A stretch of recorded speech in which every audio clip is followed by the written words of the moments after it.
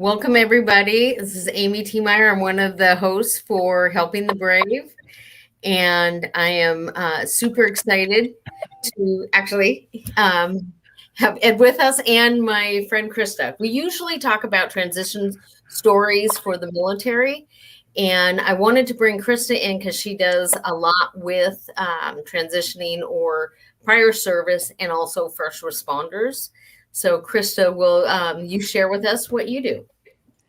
I am a trauma specialist, and what that means is that I help people who are struggling with PTS injuries or any kind of trauma experience in their life, diagnosed or undiagnosed, with stopgap services. So for a lot of the people that are in the military or other first responders, there are resources available, but they may not be available for months. People may be waiting a long period of time, or they may only have one or two choices for different types of services that are available. So what I do is I make sure that there is access to relatively immediate services in terms of at least someone there to listen, to know where they're coming from, because I come from the same background, and to connect people with or to assist people in getting resources in terms of like coping strategies and breathing techniques and mindfulness and meditation. Or I have 56 different certifications, so I have a huge toolbox of modalities that can help people experience a better life immediately, even if it's not a cure or a fix-all. Sorry, I took over, didn't I? That's all right. How's it going, Amy? Sorry. If you guys don't know, I'm Ed Parco, one of the co-hosts. I'm sorry, I didn't mean to just jump in as the video got going. I just got back in time to say hello and make sure everything's going okay. And that's about it. So, been busy. How you been, Amy? Oh, it's a thrill a minute in my life, as usual. See, she was just jumping right into business. Forgot about the niceties. Well, it took me a minute or two to realize that I hadn't hit the live. So yeah, we did an intro twice, unbeknownst to everybody but us now. Hey, it's all a learning phase. What are you going to do? Right? You're showing up. That's all that matters. Go ahead. I'll let you take over again. Sorry.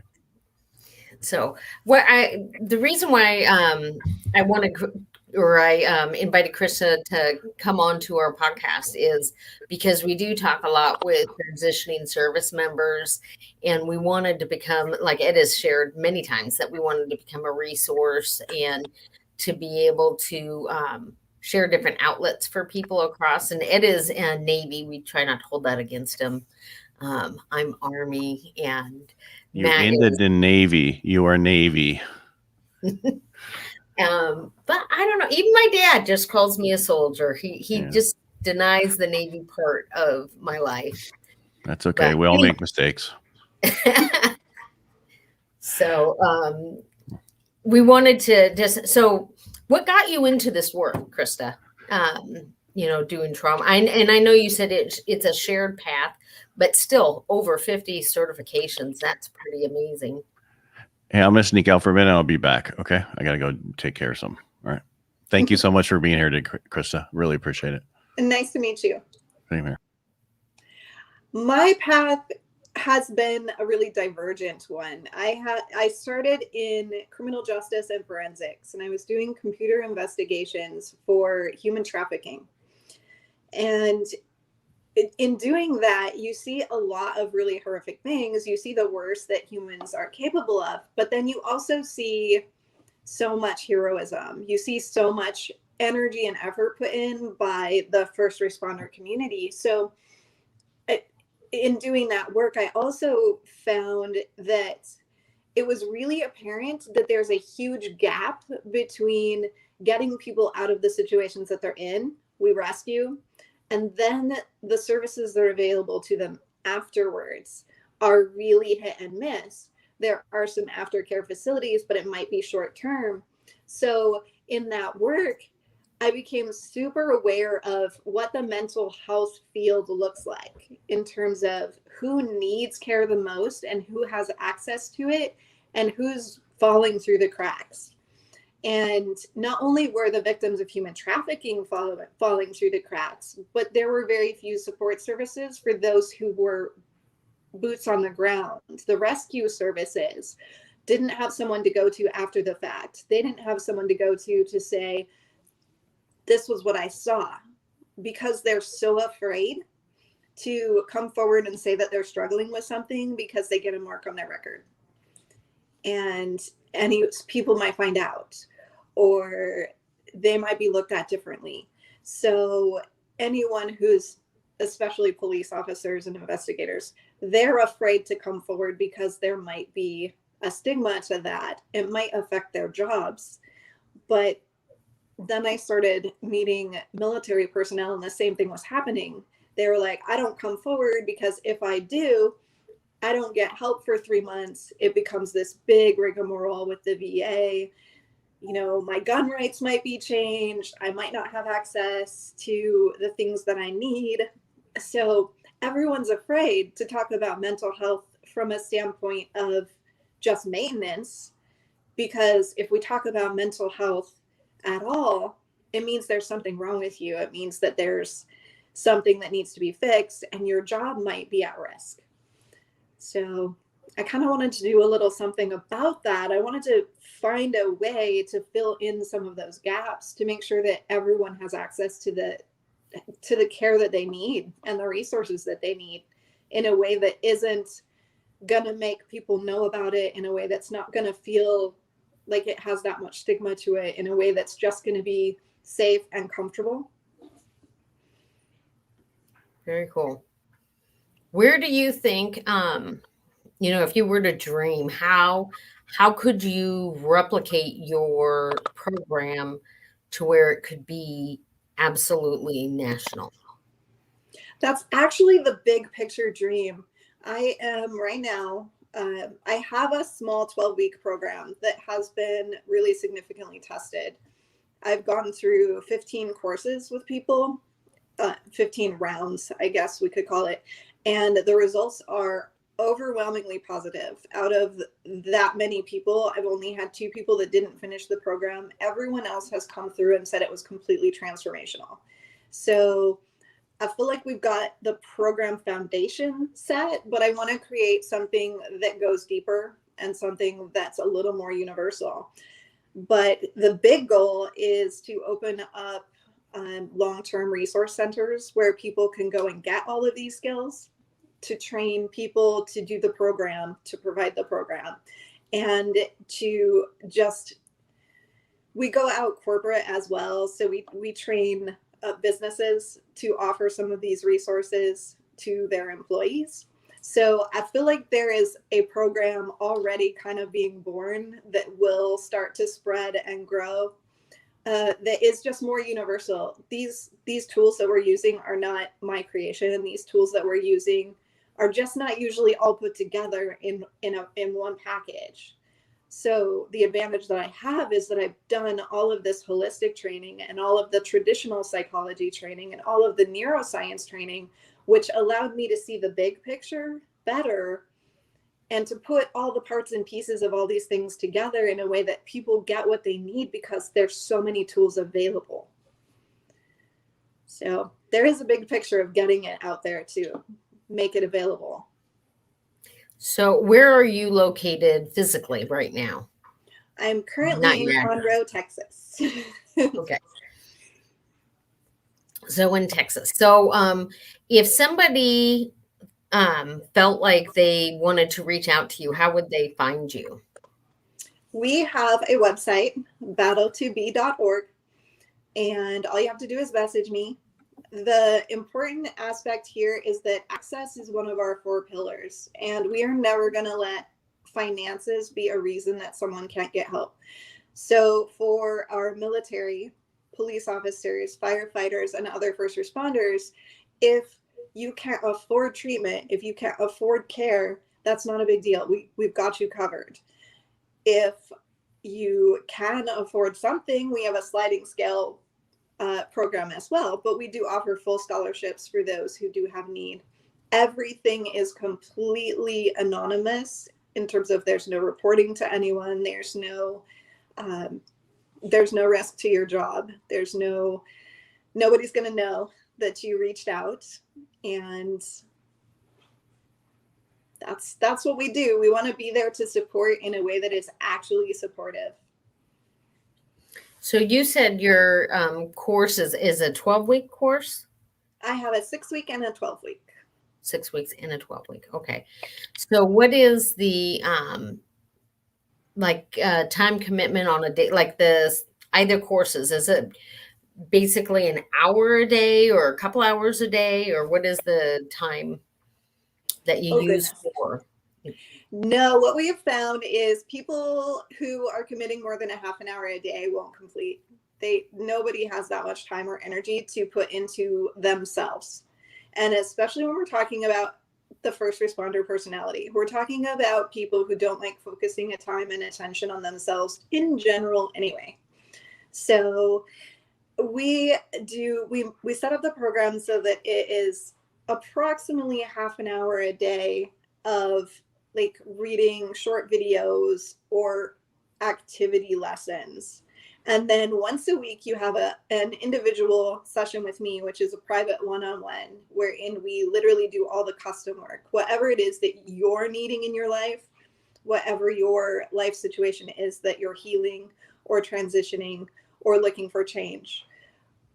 We choose together a pathway that is going to fit your lifestyle, your personality type, and your goals, dreams, and desires. So every single person is a little bit different during the one-on-ones, but everybody does the same foundational skills course that teaches coping mechanisms, how to calm your nervous system, how to breathe so that you can get the nervous system, the vagus nerve, so you can get that calmed down, so that you can expand the amount of stimulation that you can have before you have what we call amygdala hijack, which is what all my PTS people know as their uncontrollable anger, uncontrollable anxiety, those moments when everything feels out of control.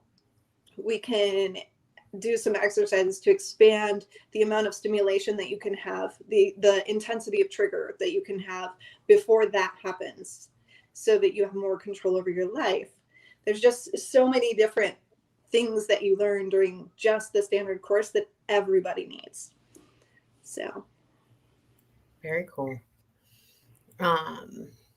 So how long have you been doing this work? I have been doing fringe bits of this work for about 20 years.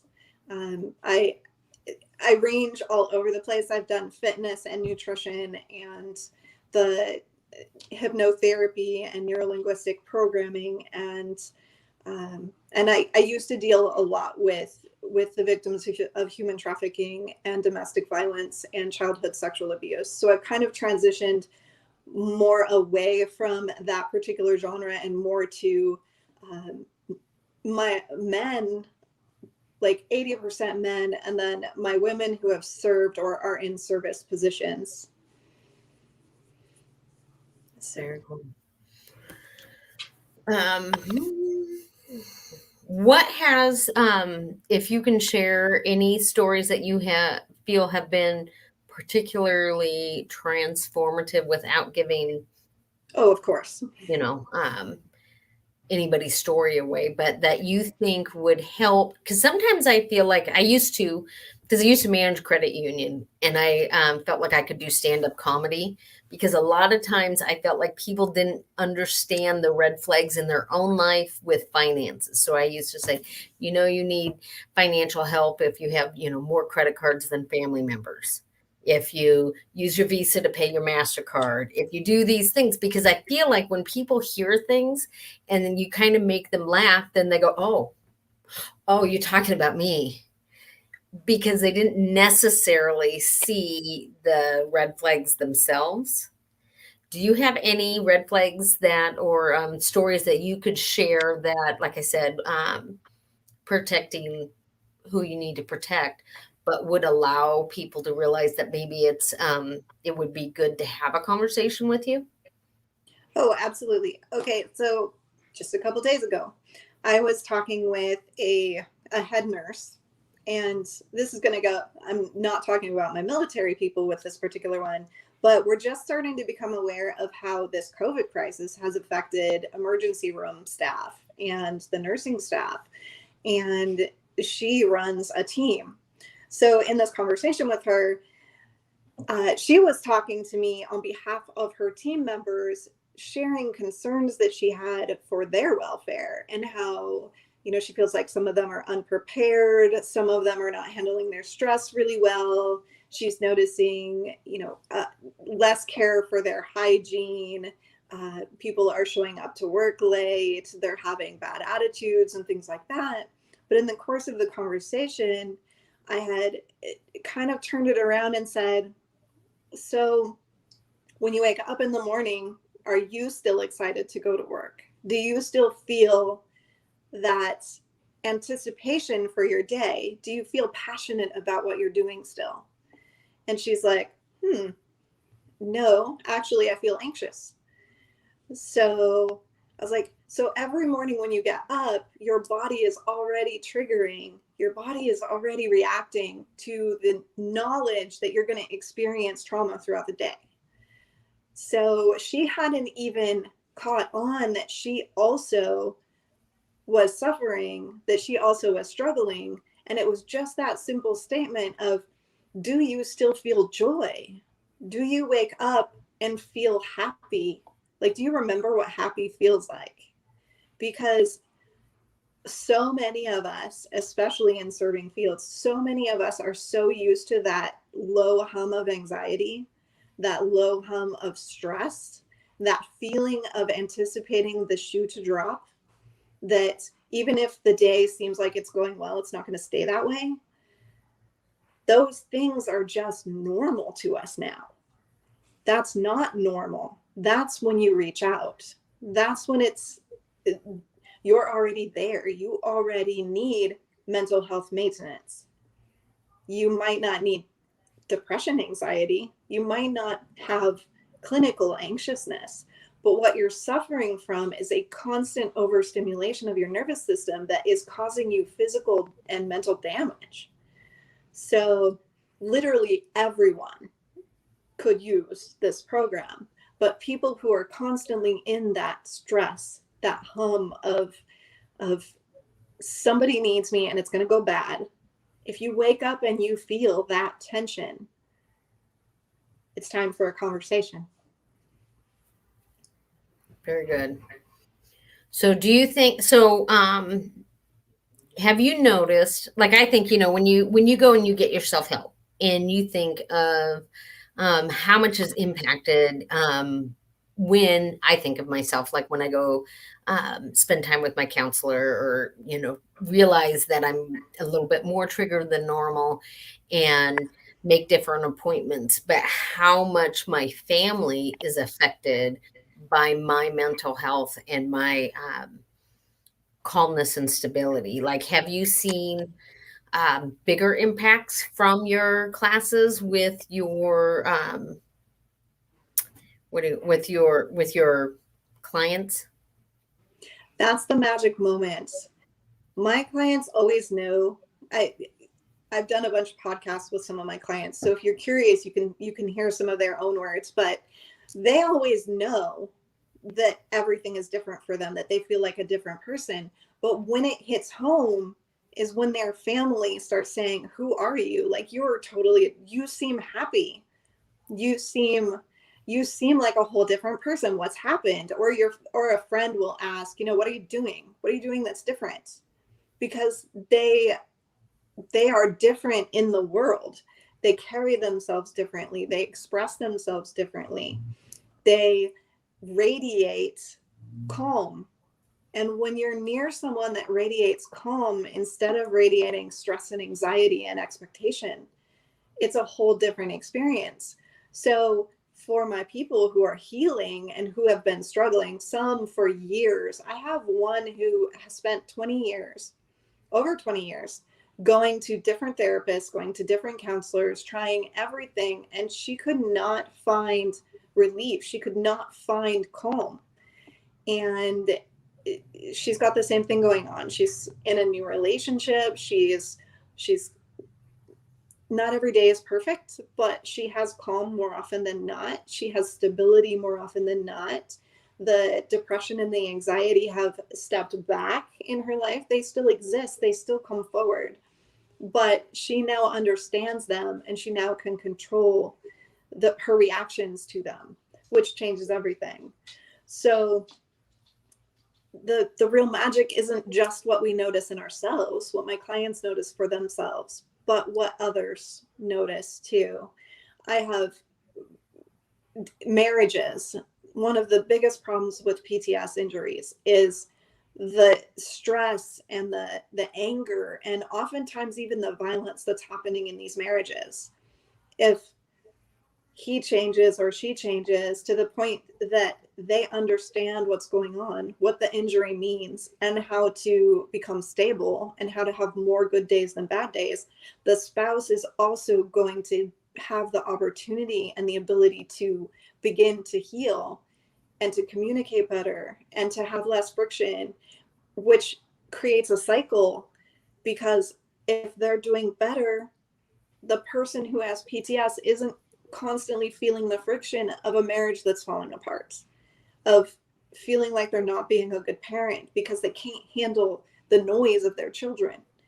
It affects everyone and everything, and then they're doing their jobs. Someone who's in rescue, do you want someone who's stressed out and can't focus and can't think straight and might get angry for nothing? Or do you want someone who's focused and intense and on their game? Because the outcomes are going to be better when they're strong and stable and healthy. Everybody benefits. So let me think.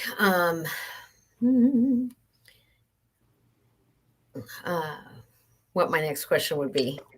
I know. Do you have any questions for me? I just saw your amazing video where you got to present the dog. Yes. Support animals are amazing. And that was such a beautiful thing. Is that the kind of thing that you get to be involved in? So part of my day-to-day job is I get to run, kind of the way I describe it is I run the nonprofit dollars for my branches of Fairway Independent Mortgage. And so we as employees contribute to these nonprofits, and I get to fund service dogs from all my coworkers, donations, coworkers and clients, because it's, when people use us, then we get to do these things. But the female veteran that received the animal, she in 1969 joined the U.S. Air Force. I believe she served for 5 years, got out, then went into the U.S. Army, served for, I believe, another 5 years, and then got out and served, and then went in to the Marine Corps. So she actually had to go to basic training twice. And she said she called her dad in basic training for the Marine Corps or boot camp and told her dad, she goes, "I think they're trying to kill me. You may need to come." No, but she did just fine. And she was one of the first women, I believe, if I'm getting her story right, that was in cybersecurity and doing different things. And so she also talked about, so she's in Montana, that she has been the only female in her VFW group for years until recently. There's one new female veteran, and that is a whole nother ball of wax to unpack. But I was super blessed to meet her and work with her, and I'm excited for her and her new service animal. She had an amazing spirit, and you could just tell that she has a story, but she seemed like a beautiful person. So I loved having the opportunity to see that. And there's so many different areas of need that when you start a nonprofit, it's almost impossible not to just be overwhelmed by the, oh my gosh, but we could do this and we could do this and we could do this. And we've come to our place where we're doing the two things. Like we do the awareness program and the direct outreach. And then we're going to do a remember program, which is plaques for the fallen. But we're specifically approaching that from a suicide perspective. We want to send out the honor and remember plaques to the fallen who are oftentimes not on the lists or kind of forgotten. So those who fell not necessarily on the job, but in the job. So that's kind of where we're coming at the direction we're coming at it from, is that we're going to hit those people first, those who have lost their own battles, basically, instead of those who died in battle per se.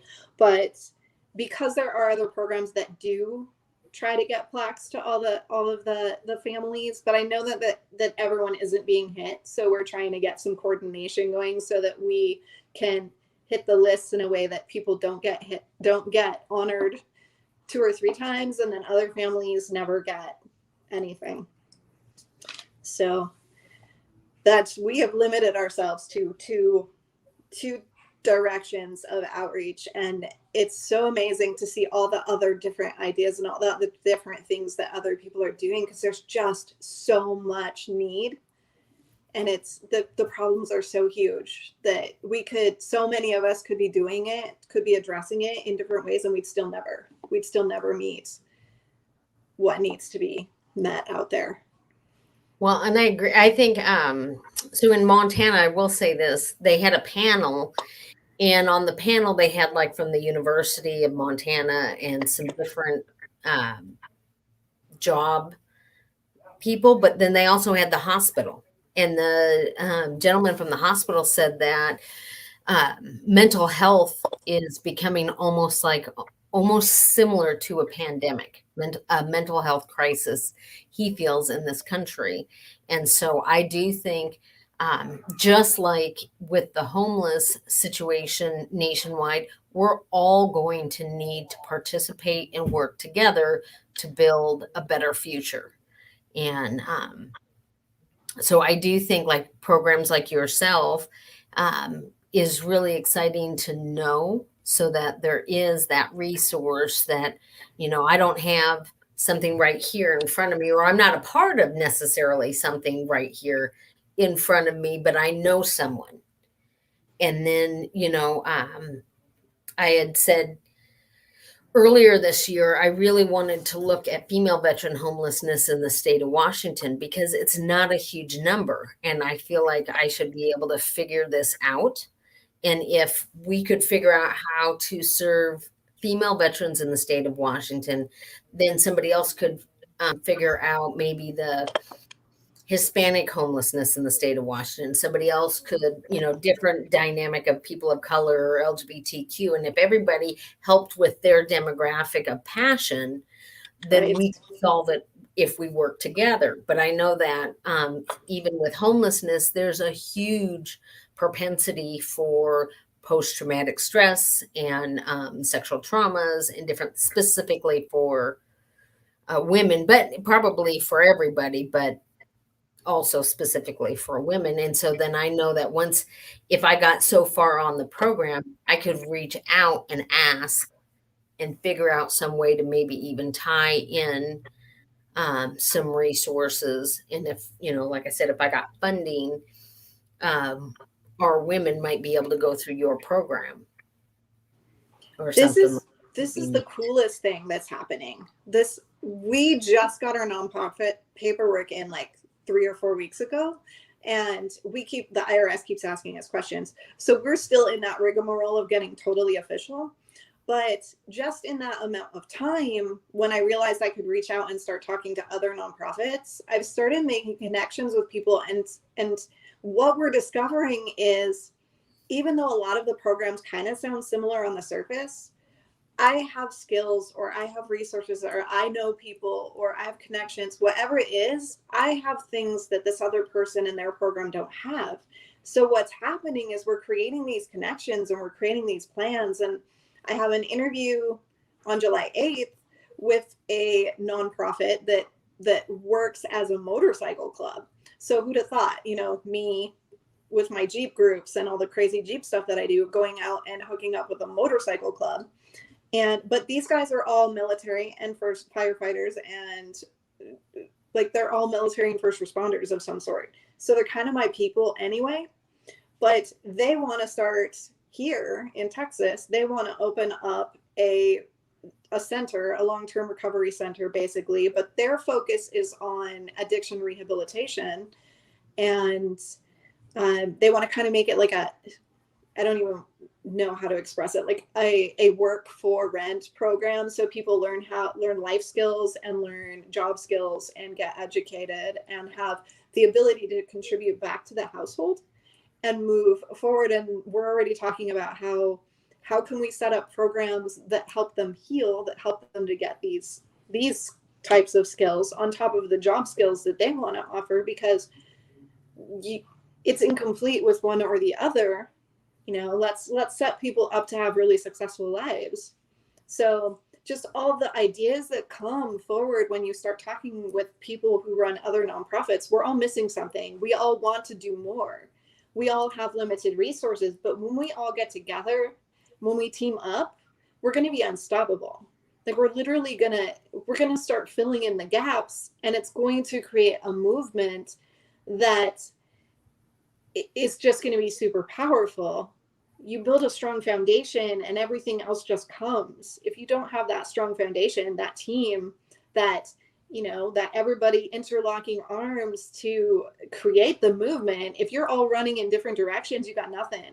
But when you're all arm locked, going in the same direction, plowing through those challenges, plowing through those obstacles, and creating funding that's really clear and focused, because the end is obvious. When we're all going in the same direction, the picture is clear.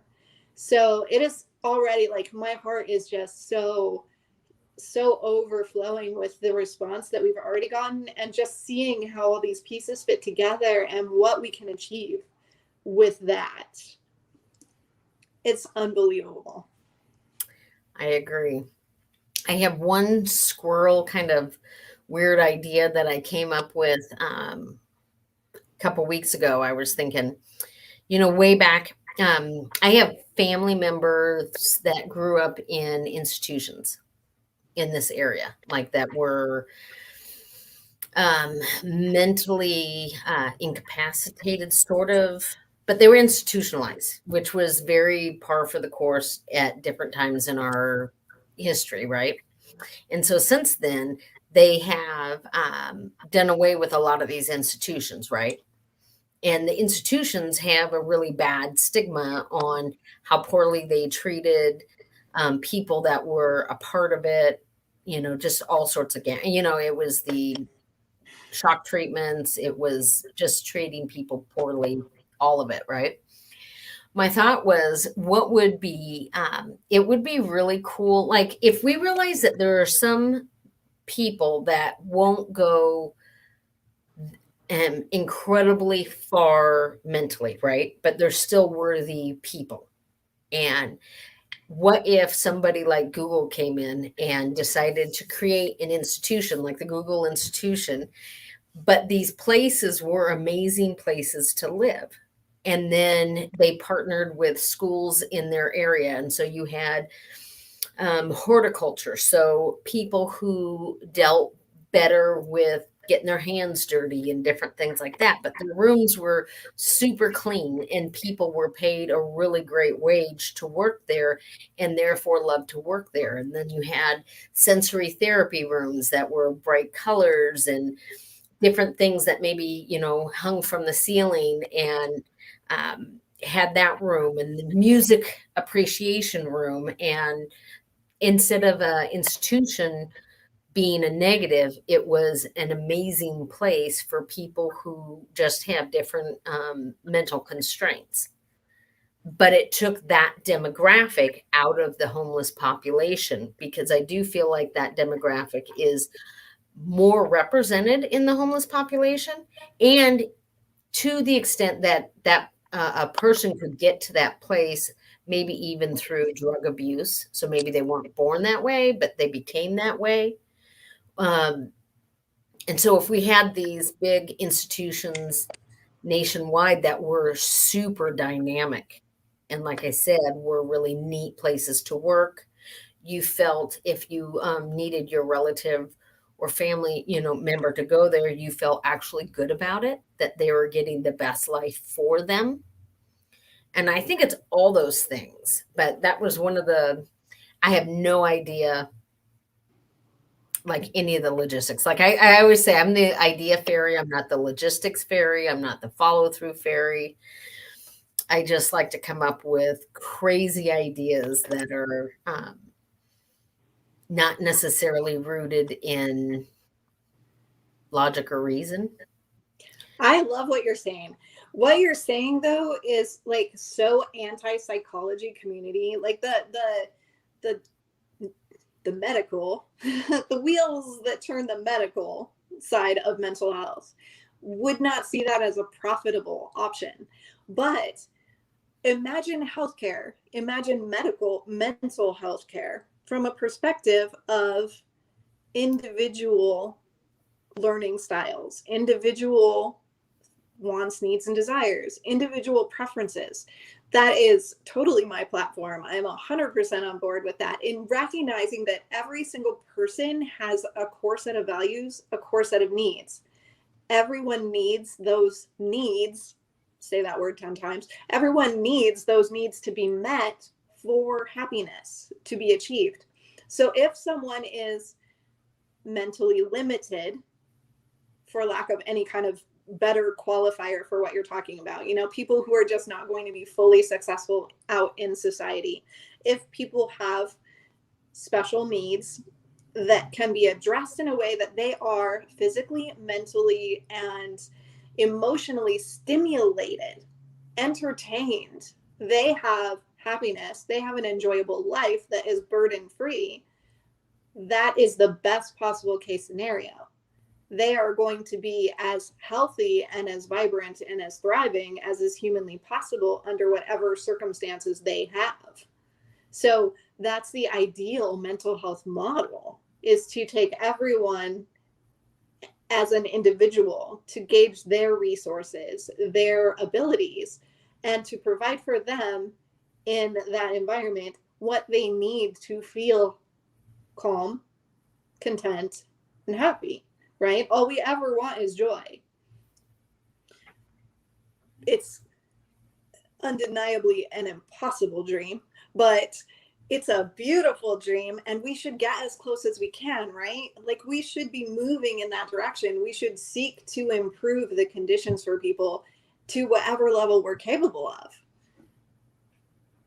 It's not crazy. It's absolutely spot on. It's literally what is needed. But whether it's achievable with the resources that we have available to us, with our current medical and mental health. In my mind, because, like I said, my mind isn't necessarily rooted in total logic, but it would be like, you could have these huge companies that would have the institution. So each institution could look different, could do different things, could find the best practices. But yeah, it's a funny thing. Well, undeniably, the money is there. The money exists. If these huge corporations wanted to choose to invest in something like that, they absolutely could. They could make it a reality. Whether you and I could make it a reality with our grassroots fundraising and our, boots on the ground, probably not. But there are many billionaires in the United States who could go like that and it would happen. All it takes is money and the right staffing, and you can make that happen. It's not an unrealistic dream for those of us who have those types of resources. Now, whether they would choose to do that. Yeah. Well, I will probably end it here, I just really want to say thank you so much, Krista, for coming on. And for those who are watching, if you're watching us on YouTube, definitely hit the subscribe button. And we would love to hear other resources in our area and transition stories and whatnot. And so thank you so much for tuning in with us. And thank you again, Krista. So you hold on. Let's see if I can do this without hanging up on all of us.